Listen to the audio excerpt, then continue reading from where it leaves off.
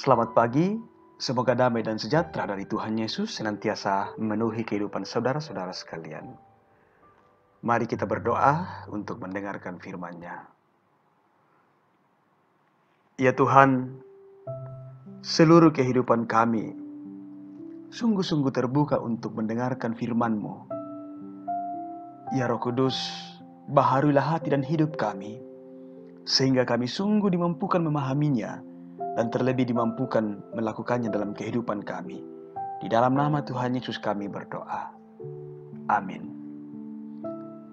Mazmur 53 ayat 2-7 firman Tuhan. Orang bebal berkata dalam hatinya, tidak ada Allah. Busuk dan jijik kecurangan mereka, tidak ada yang berbuat baik. Allah memandang ke bawah dari sorga kepada anak-anak manusia untuk melihat apakah ada yang berakal budi dan yang mencari Allah. Mereka semua telah menyimpang, sekalinya telah bejat. Tidak ada yang berbuat baik, seorang pun tidak. Tidak sadarkah orang-orang yang melakukan kejahatan, yang memakan habis umatku seperti memakan roti, dan yang tidak berseru kepada Allah? Di sanalah mereka ditimpa kejutan yang besar, padahal tidak ada yang mengejutkan.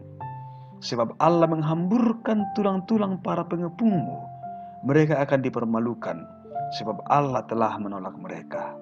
Ya, datanglah kiranya dari Sion, keselamatan bagi Israel. Apabila Allah memulihkan keadaan umatnya, maka Yakub akan bersorak-sorak, Israel akan bersukacita. Demikian firman-Nya. Saudara-saudara, renungan edisi Rabu 2 Juli 2020. Bagaimanakah kamu hidup? Saudara-saudara, hampir semua manusia ingin selalu dianggap baik, dinilai pintar, dan serba bisa.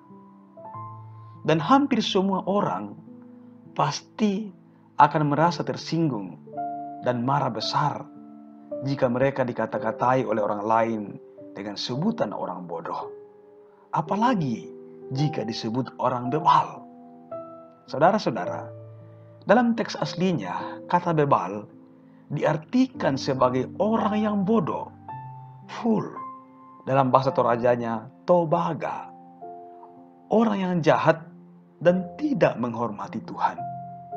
Orang bebal dapat juga diartikan sebagai orang yang sukar sekali untuk mengerti, tidak cepat tanggap, tidak mau berubah, karena ia menolak pengertian dan pengajaran, mengikuti apa yang ada pada pikirannya sendiri. Saudara-saudara, kita secara terang-terangan tidak mau disebut orang bebal. Namun kadang dalam praktik kehidupan sehari-hari, sadar atau tidak, kita seringkali berlaku seperti orang yang bebal.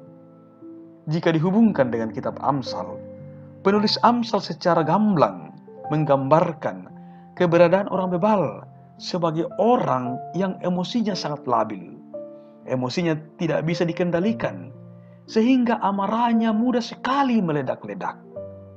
Orang yang hanya ingin didengar oleh orang lain, karena ia merasa paling benar, paling bisa dari orang lain.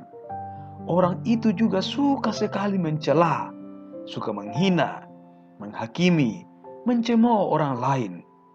Orang yang sangat suka dan selalu berbantah-bantahan. Artinya, suka sekali mencari keributan hanya karena ingin menunjukkan kehebatan atau kemampuannya. Orang yang suka sekali memfitnah atau mencari kesalahan-kesalahan orang lain. Bisa dibaca dalam Amsal 18 ayat 1-8. Saudara-saudara, jelas sekali menunjukkan bahwa orang bebal adalah orang yang tidak takut akan Tuhan, tidak menganggap Tuhan itu ada. Beruntungkah orang yang berlaku demikian? Firman Tuhan memastikan bahwa hidup mereka tak luput dari hukuman yang lebih mengerikan lagi, adalah mereka mengalami penolakan dari Tuhan. Jadi itu hukumannya akan dialami orang bebal adalah akan menerima penolakan dari Tuhan. Amsal 18 ayat 7. Orang bebal dibinasakan oleh mulutnya, bibirnya adalah jerat bagi nyawanya. Menjalani hidup di masa seperti ini tidak mudah, saudara-saudara. Karena itu, Rasul Paulus menasihati dalam Efesus 5 ayat 15-16. Perhatikanlah dengan seksama bagaimana kamu hidup. Janganlah seperti orang bebal, tetapi seperti orang arif. Dan pergunakanlah waktu yang ada, karena hari-hari ini adalah jahat. Saudara-saudara, bagaimanakah kamu hidup? Teruslah berjuang menjadi orang arif. Atau apakah terus membiarkan diri kita dikuasai oleh cara hidup orang bebal? Saudara-saudara, mari kita bangun terus kesadaran diri bahwa Allah sungguh mengasihi kehidupan kita dan kita sangat berharga di hadapannya, sehingga kita yang dulunya diperbudak oleh dosa kini sudah menjadi anak-anaknya. Dalam kesadaran itulah kita diajak oleh Tuhan bagaimana terus memperlihatkan cara hidup orang arif, bukan cara hidup orang bebal. Teruslah dalam sebuah tatanan kehidupan yang menghidupi sebuah kehidupan layaknya orang-orang yang telah ditebus oleh Tuhan, dengan sungguh menghargai, mengagungkan Tuhan, dengan mencintai dan melakoni hidup yang bermartabat dalam tuntunan kasih Tuhan. Saudara-saudara, janganlah menjadi orang bebal, tetapi jadilah orang arif. Tuhan menolong kita. Haleluya. Amin. Mari kita berdoa. Ya Tuhan, kami semakin sadar bahwa kehidupan kami ini adalah kehidupan yang telah ditebus oleh Tuhan.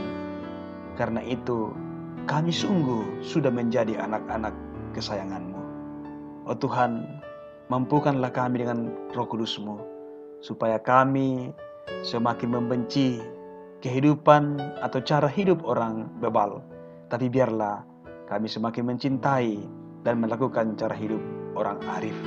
Tuhan, pimpinlah kami Tuhan. Kuasailah kami dengan Roh Kudus-Mu, sehingga perjalanan kehidupan kami terus menjadi sebuah perjalanan kehidupan yang menyenangkan hati Tuhan.